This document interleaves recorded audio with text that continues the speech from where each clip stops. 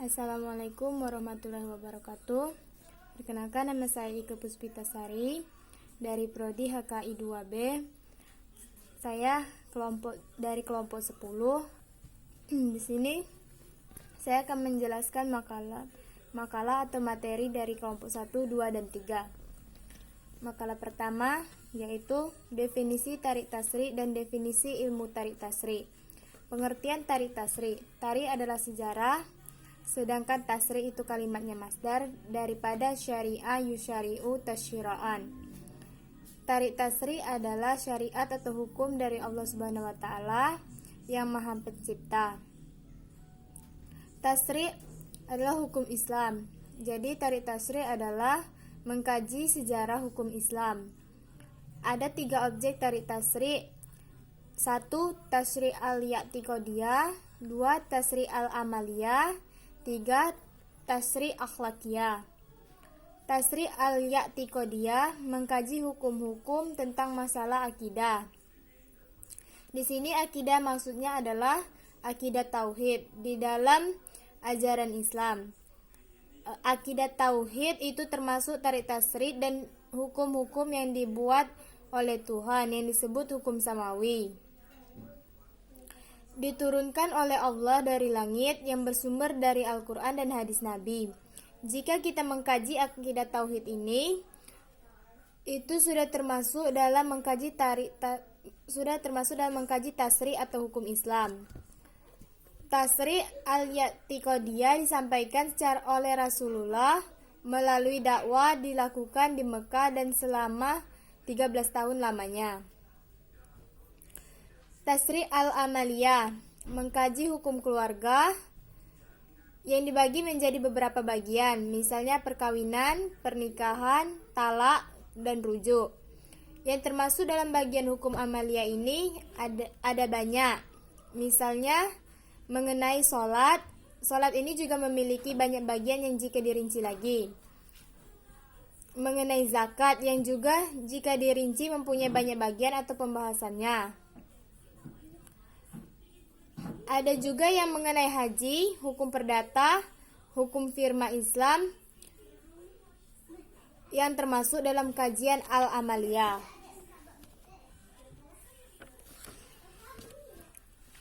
Tasri akhlakiyah mengkaji akhlak dan tasawuf tentang perangai dan tingkah laku manusia.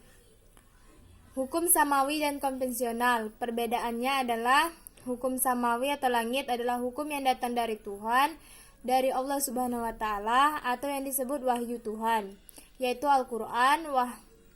Wahyu itu Allah turunkan kepada Nabi Muhammad melalui malaikat Jibril untuk menjadi pedoman bagi umat Nabi Muhammad SAW agar selamat hidup dunia dan akhirat.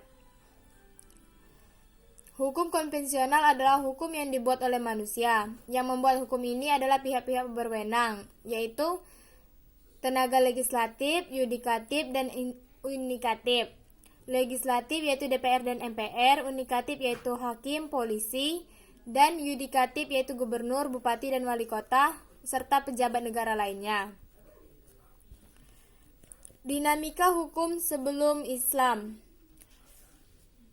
Permasalahan yang terjadi pada masa dinamika hukum sebelum Islam seperti di zaman Nabi Musa, jika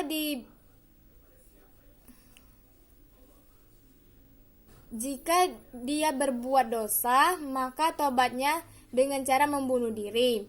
Dilihat di dalam Al-Quran surah Al-Baqarah ayat 54 mengenai perintah dari Nabi Musa. Dan sekarang pada masa Nabi Muhammad kita bertobat hanya cukup dengan beristighfar, cukup dengan menyerahkan diri, berjanji tidak akan mengulanginya lagi, menyesali atas perbuatan yang telah dilakukan dengan bersungguh-sungguh dan memohon ampunan dari Allah.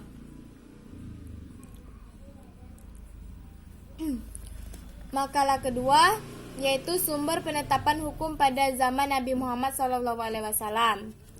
Yang A. Al-Quran. Al-Quran adalah suatu kitab yang sudah dikenal atau diturunkan kepada Nabi Muhammad SAW dengan berkelompok sejak malam tanggal 17 Ramadan tahun 41 kelahiran beliau. Al-Quran diturunkan sedikit demi sedikit kepada Nabi dan secara berangsur-angsur. Keistimewaan Al-Quran diturunkan dengan bahasa Arab. Al-Quran diturunkan sebagai wahyu dari Allah Subhanahu wa taala kepada Rasulullah sallallahu alaihi wasallam. Al-Quran disampaikan kepada kita secara mutawatir dan dengan cara ditulis. Membacanya bernilai ibadah dan merupakan penyempurna dari segala kitab-kitab Allah. B. Penetapan hukum di Mekah. Penetapan hukum di Mekah yaitu periode legislasi hukum syariat di Mekah yang dinamakan perundang-undangan era Mekah. Pada awalnya, Islam berorientasi memperbaiki akidah karena akidah merupakan fondamen yang akan berdiri di atasnya. Apapun bentuknya, maka Nabi meletakkan aturan kehidupan atau tasyri'. Pada fase Mekah, mereka masih menampakkan kekufuran, dan fase Mekah hanya ada dua golongan manusia, yaitu kaum muslimin yang tertindas dan kaum musyrikin yang dengan angkuhnya menampakkan kekufurannya. C. Penetapan hukum di Madinah. Perundang-undangan hukum Islam yang menitik beratkannya pada aspek hukum-hukum partikal dan dakwah Islamiyah. Pada fase ini membahas tentang akidah dan akhlak. Oleh karena itu, perlu adanya perundang-undangan yang mengatur tentang kondisi masyarakat dari setiap aspek. Satu persatu ia turunkan sebagai jawaban terhadap semua permasalahan, kesempatan, dan perkembangan. Hubungan antara penetapan hukum fase Mekah dan Madinah dan ciri-ciri khasnya. Pertumbuhan hukum Islam pada masa itu tidak terhindarkan dari peran Nabi Muhammad SAW. Hukum Islam mulai tumbuh dan membentuk dirinya menjadi pranata hukum. Sumber asasi dari masa ini adalah Al-Quran dan Sunan Rasulullah SAW. Pada masa ini, Nabi menjadi satu-satunya sumber hukum, karena semua persoalan hukum yang muncul dikembalikan kepada beliau. Masa ini terbagi menjadi dua. Fase Mekah, Nabi telah mencurahkan perhatiannya untuk memperbaiki kepercayaan masyarakat Arab dengan menanamkan tauhid ke akidah mereka serta menyembah Allah Subhanahu wa taala. Fase Madinah, dalam fase ini umat Islam berkembang pesat. Nabi mulai membentuk suatu masyarakat Islam yang memiliki kekuasaan yang gemilang. Nabi Muhammad SAW menyelesaikan persoalan yang dihadapi didasarkan pada wahyu, baik at-matlu yaitu Al-Quran dan wahyu ghair at-matlu yaitu as-sunnah. Makalah ketiga yaitu metode Al-Quran dalam meminta untuk mengerjakan perbuatan. 1. Ingat kebaikan yang kita terima dari Allah. Al-Quran surah Al-Qasas ayat 77. Dan berbuat baiklah kepada orang lain sebagaimana Allah telah berbuat baik kepadamu. 2. Kebaikan itu berbeda dengan keburukan. Al-Quran surah Al-Maidah ayat 100. Katakanlah Muhammad, tidaklah sama yang buruk dan yang baik, meskipun banyaknya keburukan itu menari hatimu. 3. Allah menjanjikan balasan yang lebih besar. Al-Quran surah Al-Qasas ayat 84. Barang siapa yang datang dengan membawa kebaikan, maka dia akan mendapat pahala yang lebih daripada kebaikan itu.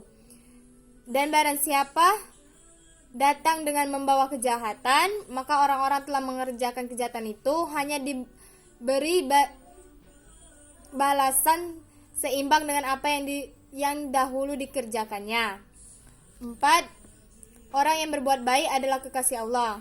Al-Quran surah Al-Baqarah ayat 195. Dan infakkanlah hartamu di jalan Allah, dan janganlah kamu jatuhkan diri sendiri ke dalam kebinasaan yang dengan tangan sendiri. Dan berbuat baiklah, sesungguhnya Allah menyukai orang-orang yang berbuat baik. B. Metode Al-Quran dalam meminta meninggalkan perbuatan tertentu. 1. Yaitu larangan yang jelas seperti yang terkandung dalam surah An-Nahl ayat 90. Dan dia Allah melarang dari perbuatan keji, kemungkaran, dan permusuhan. 2. Menunjukkan keharaman. Quran surah Al-A'raf ayat 33. Katakanlah Rabbku hanya mengharamkan perbuatan yang keji, baik yang nampak ataupun yang tersembunyi, dan perbuatan dosa zalim tanpa alasan yang benar, dan mengharamkan kamu yang mempersekutukan Allah dengan sesuatu yang Allah tidak menurunkan alasan untuk itu, dan mengharamkan kamu untuk mengada-ngadakan terhadap Allah apa yang tidak kamu ketahui.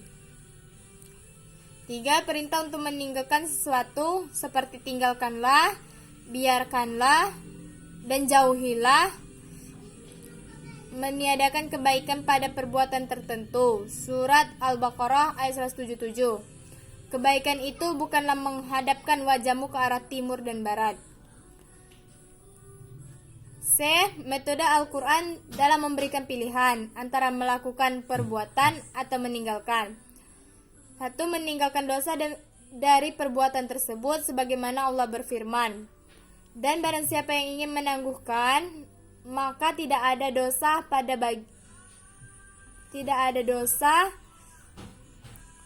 baginya orang-orang yang bertakwa. Quran surah Al-Baqarah ayat 203.